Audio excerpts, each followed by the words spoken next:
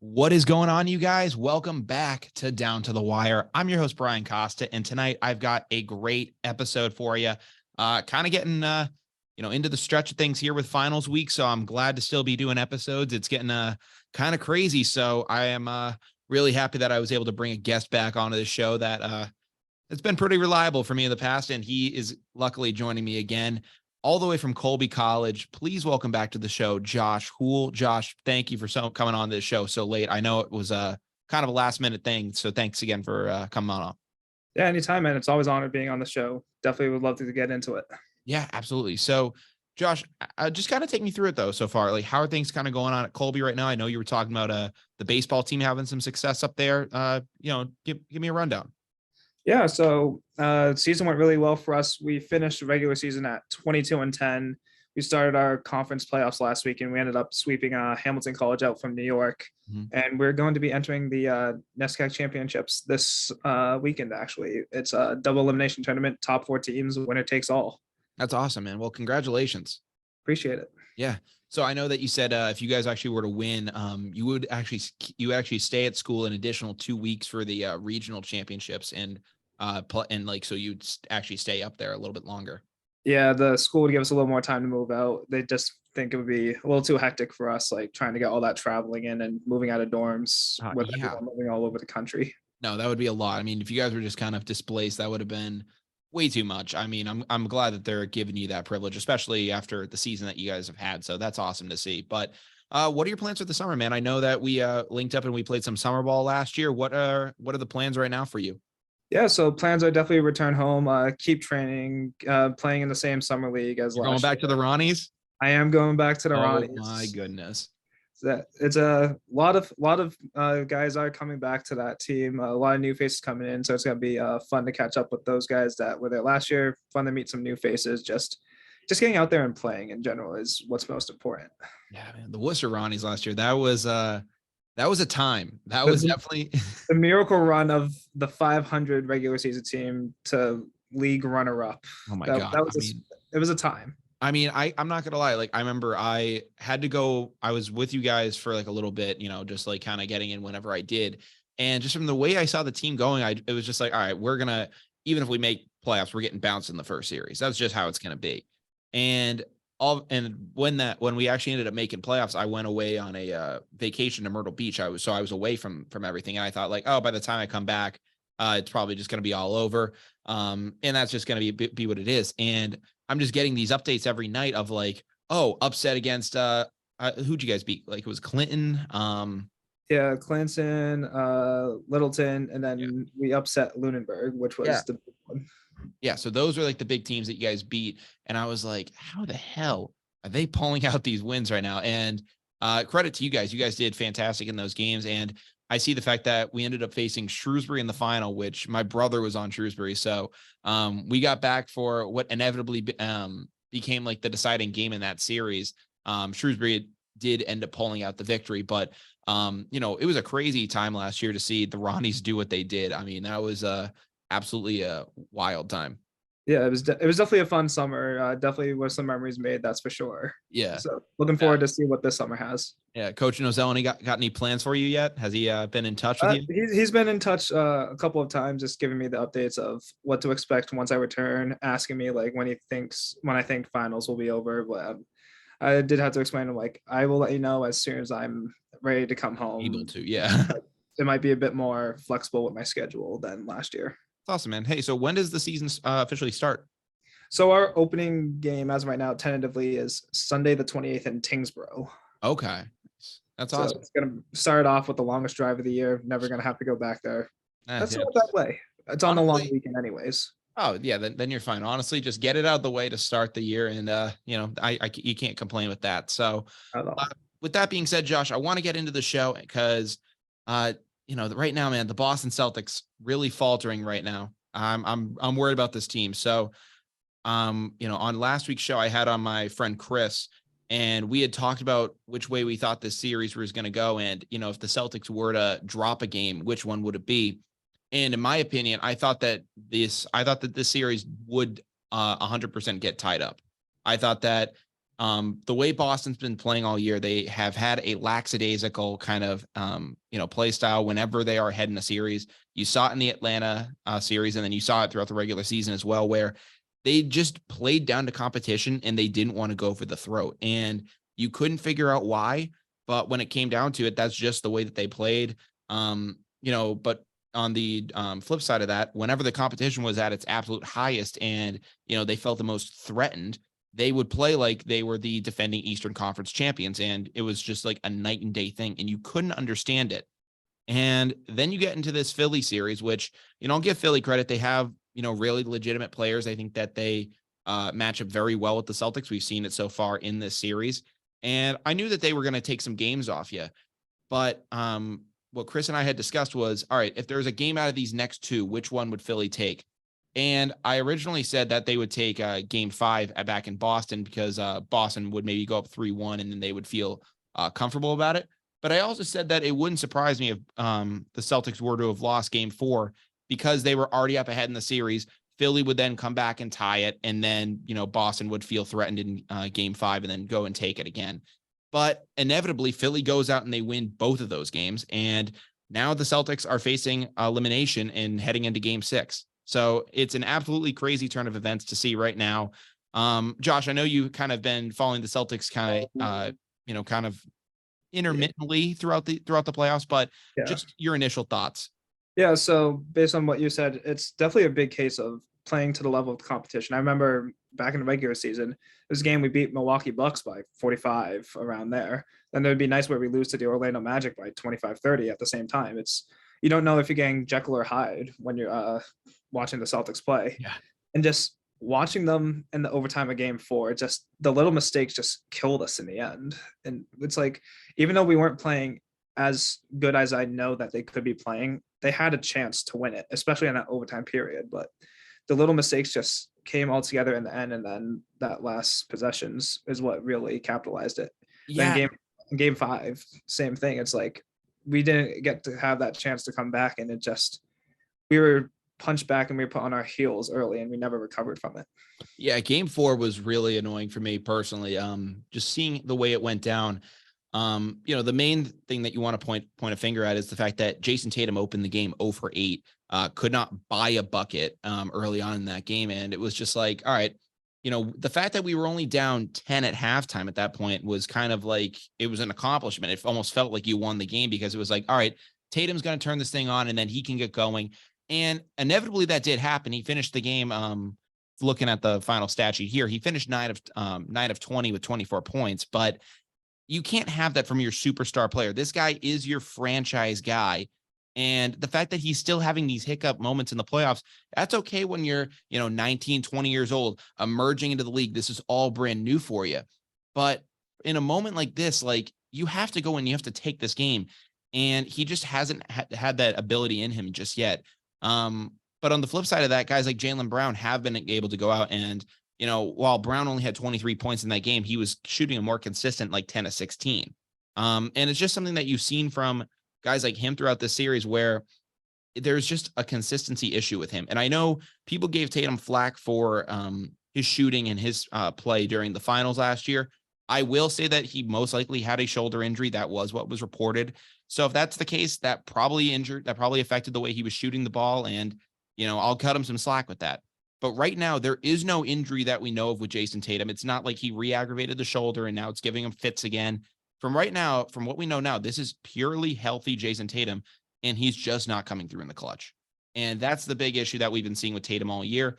And I said on my show last week that Tatum might fit more into the category of a guy like Carmelo Anthony than say a LeBron James, a Kobe Bryant, or an MJ in terms of what they'll become in the way that they lead themselves. Because those latter 3 guys, down the stretch, you could really count on them. And I'm not saying that you couldn't count on Carmelo. He had plenty of clutch moments of his own right. But there seems to be a disconnect in terms of, Jason Tatum's ability to actually go after and pursue greatness. Carmelo Anthony, if he was a champion at Syracuse, did his own thing there, gold medalist in the Olympics. So I'm not saying that he never experienced winning, but an NBA championship is a completely different animal. And, from what we saw in the NBA, Carmelo was more obsessed with just like, getting the most points and just being the best superstar player and like the kind of just like the media spectacle that he became rather than going on and winning a championship. And I think that's what we're seeing with Tatum so far, where he just doesn't have that kind of like tenacity and fire to really go after a game and take it. Yeah, and I think every hiccup that he makes or every hiccup the Celtics make, the doubters in the back just stand up a little bit more and just say like, oh, Tatum and the Celtics, maybe they're just more of a regular season success kind of team when it comes down to the stretch. I know you said last year it was most likely playing with that shoulder injury, and like you said, there's doesn't seem to be any excuse this year, so it seems to give them more fuel to He's their not fire. coming through. Exactly, and then I don't know. It opens up a lot of coaching questions when it comes to Game 6. How are they going to play this? Like, what adjustments do they need to make? Because this is going to be in Philadelphia. Philadelphia, historically, it's going to be a rowdy crowd. It's going to be a rowdy atmosphere. They're going to try and get the Celtics off their game. What adjustments are you going to need to make in order to force that Game 7 back in Boston? Yeah, that's been the big question as of late as to how they're going to force it back to Boston. Another question is how are they going to, defend James Harden differently in this series? In the previous game of game 4, where Harden went off for 42 points and was just borderline unstoppable, there is apparently something that's coming out now, which is gaining some traction. It's the fact that Jaylen Brown had to ask Marcus Smart for permission for him to be able to guard James Harden in that next game. Because right now the team views Marcus Smart as the pseudo captain of the team, which I understand that Marcus Smart is the most tenured of those veteran star players. He's been around the longest with that organization. I'm not saying he can't have any pull within that building, but your two stars of this team are Jaylen Brown and Jason Tatum. At the end of the day, that's just what it is. They are more physically and just athletically talented at the game of basketball than Marcus Smart is. Marcus Smart is still an incredible player. Last year's defensive player of the year. I will give him his flowers, give him whatever he wants to have, but he's not your best player. And not all teams need to have that best player, but if Marcus Smart was just like a lead, was like, pumping guys up and could have a more reserved role in the offense, that's one thing, but he still acts like he is the top dog. And that's the issue. Yeah, definitely. And I just think because if you're Jaylen Brown, you shouldn't need to demand the ball. I'm sorry. No, you're totally fine. And I just think asking for permission to guard James, I just feel like that doesn't sound normal in that kind of situation. I could see it going the other way if Smart had to ask Brown or ask Tatum. I could totally see that. But the fact that like a guy that you would assume is miles ahead in terms of locker room kind of like tiers, the fact that he has to go down and ask a guy like Marcus, hey, can I do this? And we're seeing it being reflected in these, in these late game situations, because not only did Marcus Smart have the last shot in the regulation of game 4, he also had the last shot of overtime. So, I mean, like the questions have to arise. It's like, all right, how much leverage can you really give this guy? And that does come back to Joe Mazzulla at the end of the day. Cause I mean, I think give Ime Udoka all the crap he wants. He would get on guys. I'm not saying that Ime like personally is like this great guy. Obviously, we know he had like all the stuff in the background. I'm not defending him or any of that stuff, but he would get on guys when he didn't like what they were doing. He would say like, hey, cut it out. Right. And I don't think Joe Mazzulla does that. I think he just kind of hovers in the back and lets the team do what they want.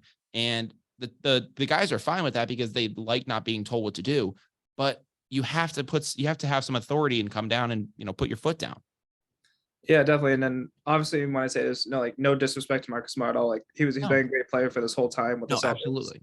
It's just he needs to know your role.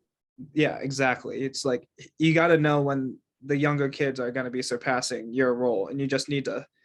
As cliche it is, adopting the Belichick like ideology of just do what you're assigned. Like don't try to play hero ball at this point, because it's starting to affect the team negatively. You're a good spoken leader of that team, but you don't have to let the heroics of your game match the heroics of your words in the locker room. Yeah, I agree with that completely. I mean, it's gotten even to the fact that like it's not even like the Celtics don't like hate this thing. Like they kind of encourage it almost. Like if you remember, there was a Sports Illustrated cover a couple of years back where it featured Jaylen Brown, Jason Tatum, and Marcus Smart, and apparently Like the two guys, they said, we're not going to be on this cover if Smart isn't on the cover with us. And listen, again, Smart is a very pivotal piece of this team. But if you're telling me who is the guy I want taking that game winning shot, I don't necessarily want it to be Marcus Smart all the time, because at the end of the day, he's a streaky 3-point shooter. And, I don't always trust him late down the stretch. He's No, I agree. consistent, but like he can get streaky. I don't know. It doesn't make a ton of sense, but It does remind me of like everyone knows like that TikTok audio. It's like like the Martians pointing the death beam down to Earth. It's like yes, I'd rather have Curry or Curry, and then he's like, I want Iguodala. exactly. That's how I feel in that situation sometimes. Like whenever Marcus Smart has the ball, I don't have the faith that it's going to go in as soon as he releases it. I feel a lot more comfortable if Brown or Tatum are taking that shot, no matter how much time is left in the game. Mhm.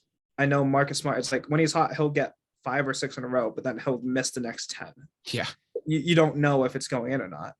So to have that much pressure of a shot, so having the last shot of regulation and overtime, it's Boston fans are just praying it goes in at that point. They don't have the confidence. And right now we're in that hole. And right now we don't know if we have the confidence of pulling out the come from behind victory.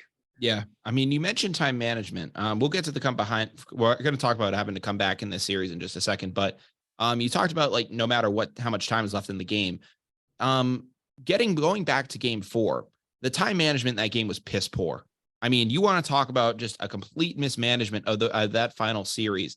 When I was watching that game with all the people that were over my house with me, everyone was saying, why aren't they taking a timeout here? You have 2 timeouts in your back pocket. You can slow the game down, drop the exact play you want to have. And I understand that there is a strategy to saying like, hey, we think we might get them on a defensive, we might have a matchup advantage if we get them right. But at the end of the day, I don't see that. I think that call the timeout, get the play that you want, design the perfect shot. And instead what we get is I couldn't believe it when I saw it, but it was Jason Tatum at the top of the key with 5 seconds left driving. And then he kicks out to Marcus Smart with 1 second left. And immediately before Marcus Smart could even shoot the ball, I knew it wasn't going to be off in time. Cause like you just don't, the human Right. body just can't physically react to that quickly.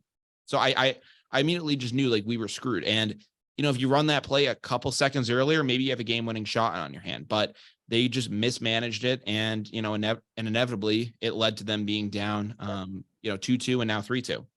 I just feel like times during the regular season, times during these playoff series, it feels like the coach is being run by the players more than the coach leading the team. It's always been the case. It's the inmates running the asylum. It's the classic case. Yeah, and Boston, thankfully, is talented enough that they can, whoever's in that coaching position, they can lead them to success. Mhm. But they're gonna need a guy these last 2 games against Philadelphia if they want to move on. They need a guy that can make those plays or design a formation that's gonna help them beat the Sixers in the gritty time when there's less than a minute left, down a couple possessions. They're Mhm. gonna need someone who can draw up that play to help give his team a chance. Yeah.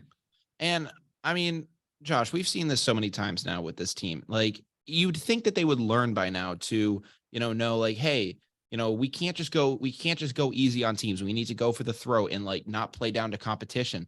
But we saw it last year in the Miami Heat series, which got extended to 7 games. And, credit to Jimmy Butler and what that team can do. But the Celtics are a far superior team to the Miami Heat.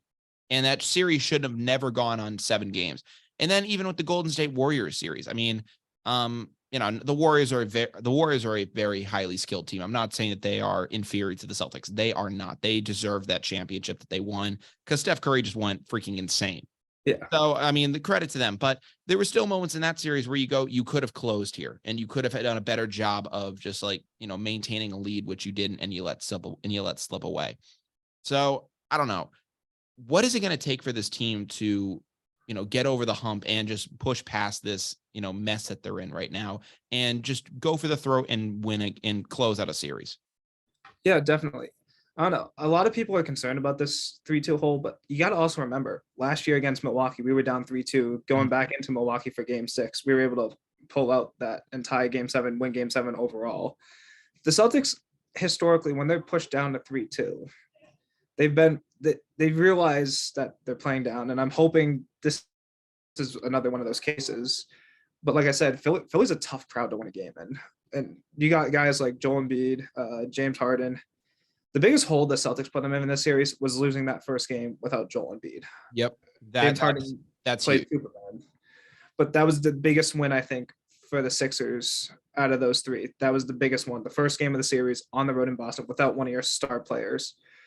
Boston's got to get physical to win these last two games. They gotta like push out, get bruised Sixers, and just they gotta do everything opposite of what they did in Game 5, essentially. Yeah. So if you can turn around completely, like, oh, props to you, but you got to do it twice. Like Philly still has that one mulligan. If they lose Game 6, they can still win Game 7. You got your back in the corner. Like you got to kick claws, like scratch your way out of this and like do whatever it takes to get points on the board. You can't allow to fall yourself and let Philly get into a 10-0, 12-0 run. If you do that, the series is going to be over. Yeah, I mean, I agree with you. I mean, this is something that we've been seeing with this team all year long, all seasons long now, dating back multiple seasons. So it's going to take a Milwaukee type of effort to get out of this. And, hopefully they can avoid the mistakes that they made early on in this playoff run where they let, Atlanta get a couple of games on them. They took that series to 6 games, which, became a huge problem for us because not only did it, we show that we were continuing to play down to competition, but it didn't give us the rest that we needed against the 76ers team. We could have easily either gotten rest or had maybe 2 potential games against the Sixers without Embiid. And now we just had the one and, essentially they're back at full strength. And Embiid could still be hurt and is probably still battling through something, but you had a chance to have this team when they were down for potentially more games and, you blew that opportunity. So this is a whole, playoff long-term issue. And, I'll have to see whether they can, come back from this. But, Josh, there's some other big news. There's some other, storylines throughout this NBA playoffs, which have been, really prevalent. And the main one right now outside of the Celtics Sixers series is the fact that this might be the final time we see LeBron James and Steph Curry face off in the playoffs against each other. Now, obviously, when we were growing up, when we were like 15, 16, 17 years old, like for 4 straight years, these guys met up in the finals. And the first, I'd say 2 to 3 times it was cool. The 4th time when You're like, when the Warriors just swept them out the building, it was like, okay, we get it. Like, yeah, they're just too good at this point. But when it became like, all right, like these guys are just going toe to toe every single year, it was like, okay. And it wasn't even like the Cavaliers going there. It was just like the Warriors versus LeBron. right. Like that's really what it became. And just to see those 2 juggernauts face off against each other, it was a really defining moment of the mid to late 2010s. Like that was a defining moment of that era in basketball. And everyone thought like, oh, we would never see this again. Then LeBron James goes to the Lakers, decides to make his second big decision, go there. And we saw the play-in series game where LeBron hit like that step back shot and whatnot. But that didn't even really feel like a playoff series. This has been a legitimate playoff series between these 2 teams. And, right now it isn't going the way a lot of people thought. As of right now, the Lakers were up 3-1. Now they're up 3-2 because the Warriors just won recently. But right now the defending champs are on a hole right now. Do you think that the Warriors can pull this out and due to the Lakers what LeBron did to them 7 years ago at this point now? I definitely think the Warriors have a lot of fight left in them. Sure. Just you're never safe when you're playing against Steph Curry. Just doesn't matter if you're up 3-0, 3-2, 3-1. You're gonna get Steph Curry dropping 50 on you. 3-0's tough. 3-0 is tough. Only the Boston Red Sox have ever done that. So that is fair. Yeah. But I still don't feel safe with a 3-0 lead for the next at least games 4 and 5. You may be able to close it in 6 against Steph Curry when you're up 3-0, but when you're playing against Steph Curry, it's you can't triple guard him because the Warriors have such a deep lineup that any of those guys can hurt you badly in the scoring department. Yeah. Like you saw how they played well against Sacramento. It's whenever they were like they would punch back twice as hard. Mm-hmm. So with the Lakers having this lead, a lot of people never really expected this. So it's going to be really interesting to see how they take this next game because right now they got the knife to the Warriors' throats and they need to end it. If it gets extended one more game, they're going to probably run out of gas, and you're going to have another, legendary Steph Curry game 7 kind of story. Yeah. And that's what you get from Steph in the playoffs. I mean, dropped 50 points a couple games back. Like he's able to just like pull these games out of nowhere. And it's just like, oh my goodness. And, while we always know that Steph is going to be the star player of that team, Klay Thompson can have his night. Jordan Poole can go off. I mean, any of those guys can have their night on that team. So it's not like Curry is like selfish and won't ever share the ball if like, he's not shooting well. Like, he's also a great passer. Like he can, play the point guard position very well. So, I mean, it's going to be a very interesting series to see how this thing goes down the stretch. But also interesting enough, just the fact that the Lakers are as far along in the playoffs and doing as well as they're doing, because Right. a lot of people had written them off, said like, all right, are they even going to make the playoffs this year? And they got in, they got through the play-in round, and now we're seeing how they're faring now. And credit enough, like they're managing to stick with the Warriors and actually outduel them so far.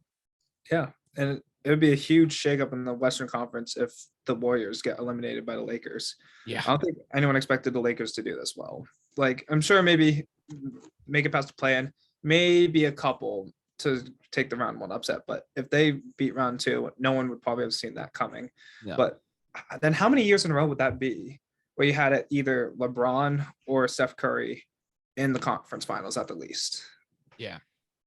Like that, I don't know if there's any breakup year between the 4 years that they were in the finals and then the COVID bubble. I think there would be like one, but I can't really imagine it though. But yeah, I mean, LeBron James is doing what he's doing right now. And then same thing with Anthony Davis and that rest of that squad. So, the big thing that helped out the Lakers was their trade deadline, going out and getting D'Angelo Russell, getting all the other pieces that they got. That really helped turn their season around, because they looked like they were about to just kind of Wile E. Coyote themselves off a cliff and fall into obscurity for the rest of the season. But they did well at that deadline, and they were able to save their season and maybe build a championship roster in the process. I mean, dare I say it, but they're competing like it. They're showing more fight than the Celtics are. So, I don't know. If you had to make a pick though right now, do you think the Warriors complete the comeback, or do you think LeBron, finishes this thing off? This is definitely a hard decision to make. You can make a strong case for either scenario in this situation, but I think LeBron's going to finish it off. As my dad always used to have a saying, is like, every time LeBron makes it out of the playoffs, it's always a good day for me.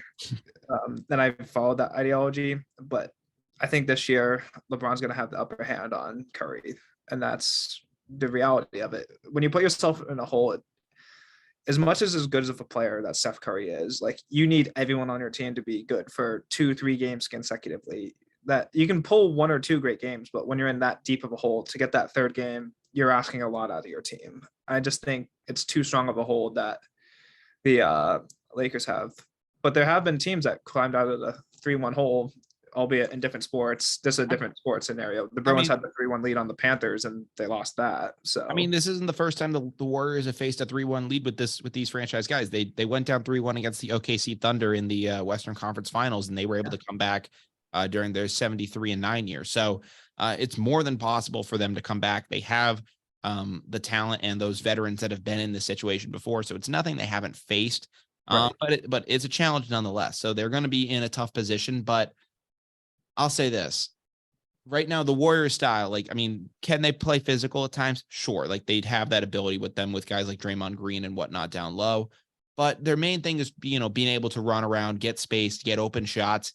And the later you get into a series like that, you start to tire out more. And if you had to ask me what play style is going to last longer, it's going to be the Lakers, because they're going to be just more physical. And I think that they can still out physical the Warriors, and they can just maintain that throughout whether it's this next game or the game 7. So I think that they will have more stamina down the stretch, even with LeBron at his age. I think that they can out physical them, and I think that they have the ability to close out this series. But if the Warriors do manage to get that separation and get that space, then I think it's 100% possible they could come back and win this series. So that's my consensus. If the Lakers can play to their game, give it to them. But it's really going to just be a matter of if the Warriors can, still play their game, or if they're going to be forced into playing LA's game. Right. It'll be fun to watch. That's for sure. That's might be something I have to tune into the next couple of days and see how that storyline plays out. Absolutely. So that's what we got in NBA news for you guys. I want to tune into some MLB news. Wanted to talk with Josh about some baseball.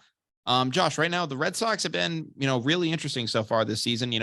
We talked about it on my last show where they were on an absolute hot streak. And now when we look at this team, I mean, we got guys like Masataka Yoshida, tearing it up right now. And, some other guys not doing as hot. I mean, you have Tristan Casas, who has been not doing so well at the big league level. He hasn't panned out the way a lot of people thought he would, but I'll let you actually lead away with that segment. Yeah, so definitely. A lot of people with the Red Sox coming into the season didn't really have much expectations. Like a team with I had none. Yeah, a few fun players, a few teams they would consider like one of the scrappier teams to get. They would finish a little under 500, maybe around that 500 mark. Yeah. And the Red Sox seemed to be proving them right throughout the first half of April. I think they were, 5-11 at one point. And then halfway, 2/3 of the way through April, the Red Sox decided to wake up. They won 8-9 in a row. And all of a sudden, they have lost the last 2 games, but to very quality opponents, the Atlanta Braves and the Phillies, which are the Phillies being the runner-up to the entire league last year. And I don't know, watching this team play, it's definitely been fun. Some of the guys have been red hot. Like Masataka Yoshida, a lot of people were concerned that his power wouldn't translate to the Major League Baseball level, but he showed some promise in the World Baseball Classic when he played for Japan. But the haters were right. For the first half of April, he was batting like 148. And he was abysmal. He couldn't hit out of a wet paper bag. Like he was awful. No, he couldn't. Yeah. Oh, go ahead. No, so my bad. But they always say baseball is a game of inches. Like the one adjustment he made is that he opened his stance by 2 inches, and all of a sudden he went on a 15, 16 game hitting streak, hitting about 500 in that tear. And right now, he's like top 10 in the American League in batting average. He's batting around 310, I want to say right now. He was hitting 324 like the other week. Like it was absurd how well he was doing. Yeah, like it wasn't just singles up the middle too. Like he was hitting the ball for power. He had like 5-6 home runs during that span, 2 or 3 doubles. He was a threat at the plate. Yeah, and that's fun to watch. He got exceptionally hot. So like I will say you definitely need to watch out for him as he heads into like the summer months, and the ball is going to only fly more off the bat. One thing I had mentioned on my Friday show, which I had noticed with him, you talked about opening up his stance a couple inches. He also dropped his hands. Because to start the year, his hands were very high in his stance, and he just wasn't catching up to the ball as quick. So he brought his hands down, therefore getting the ball to the bat to the ball quicker, and we're seeing it translate right now on the field. So he's doing really well because of it. Yeah, and it's been really fun to watch. A couple of the other guys I want to mention too that have had really good starts. Jaron Duran's been hitting the crap out of the ball recently. And yeah. Granted, he's cooled off the last couple of games, but his start to his 2023 season was exceptionally well. And he's been doing very well so far. And I know after one series, he actually talked about that there was kind of a culture shift in the clubhouse, and that, he was really, he said he could go up to guys and ask them for advice, and he wasn't afraid to do so.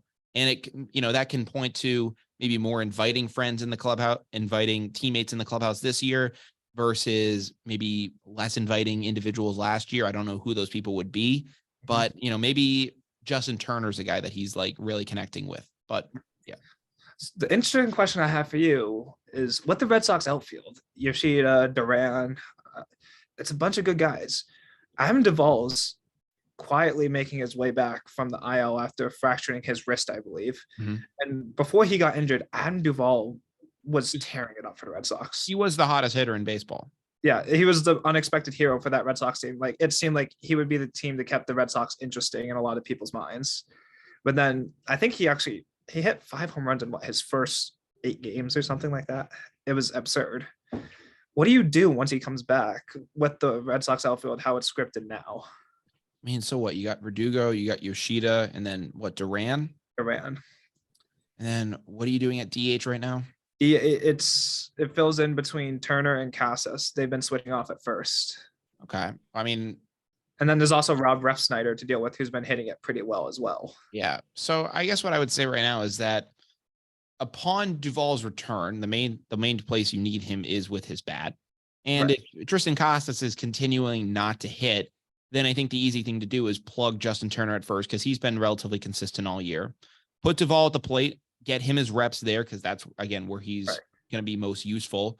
And you don't want him diving out, making some crazy play to start, his comeback and then re-injure that wrist. Just get him at the plate, get him hitting and do things there. Keep it simple. And then if Casas turns it around, if things start to go a certain way, maybe you start to platoon, Duran and then have Casas go, have Duvall go between the plate and playing out in the outfield. But I would just say put Duvall at that DH spot right when he gets back and just let him break. Yeah, and I think that's a really fair assessment. You actually mentioned behind the plate. I just want to give a shout out. Connor Wong and Reese McGuire have been great for the Red Sox offensively. Defensively, it's been a little bit viable. Kind of shaky. Yeah. Connor, I believe this was last week against Toronto, had a 4-for-4 game with 2 home runs. Like the hitting for the catches of the Red Sox seems to be a lot better this year for some reason than past years historically. Mm-hmm. But other than that, I think the Red Sox, once they get out of this tough series with the Braves, they should be able to find their footing again and then make another hot streak for it. It'll be interesting to see how they play down the stretch of these summer months, as you said. Yeah, I'm excited to see it as well. Now, as we get into the summer months, who is a guy that you think you're going to really look to turn it on, like for this team, like getting into the stretch of it, like that maybe hasn't gotten hot so far? Who do you think has the ability to really excel as we head into June and July? I definitely got to give it to Rafael Devers. I'm not saying he's hitting bad right now. He's hitting below the standards of his liking. Yeah. He's hitting still about 260, 270, which is still good by MLB standards, just below 300-ish. But it's not hitting to what we know Rafi Devers can do. So I'm hoping he can find his stride in the next couple of weeks and help propel this Red Sox team. Yeah, absolutely. Now, as of right now, the Red Sox, from a divisional standpoint, they're fourth in the AL East, and you would think that they would just already be out of it by this point, but every single team in the AL East, I believe, is better than every single team in the AL Central. Yes. It's ridiculous how competitive this division is at this point. I don't know what Major League Baseball can do. I know that there always have been talks about saying hey, do we want to go back to a traditional just seeding list and say screw divisions? I know that the NBA does that. They just have a seeding list.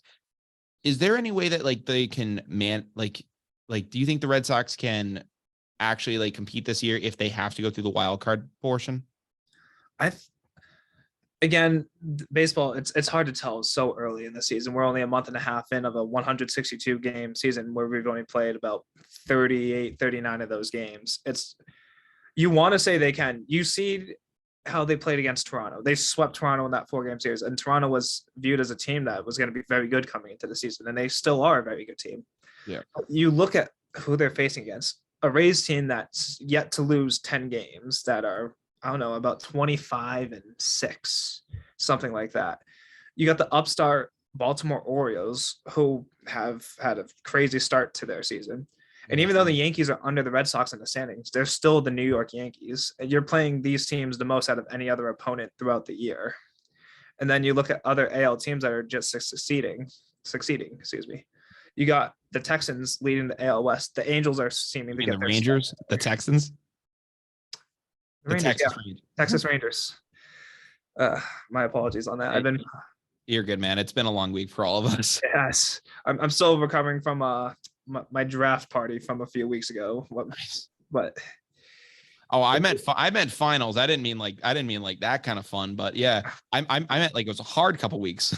Oh yeah, no, it definitely has been. But hey, I'm happy to hear about your draft party. Yeah, no. Where was the invite, man? my friend was a diehard. He's not even a team fan. He's a huge NFL fan. He follows PFF grades religiously. So watching him of the first round was just the entertainment I needed to help ease my mind off of finals. So, but yeah, definitely Texas Rangers is a team that the Red Sox should be worrying about as well. It just the AL is so much more competitive in my division, in my opinion, than the NL this year. Yeah, that's always been a thing for me. I've always thought the AL was more competitive, and the reason I thought that was the case was the DH.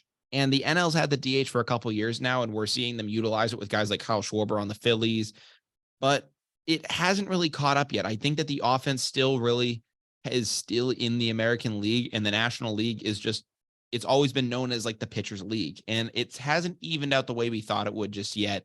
It's going to take, I think, a couple more years for free agents to say like, hey, I'll just be a DH for like one of these other teams now.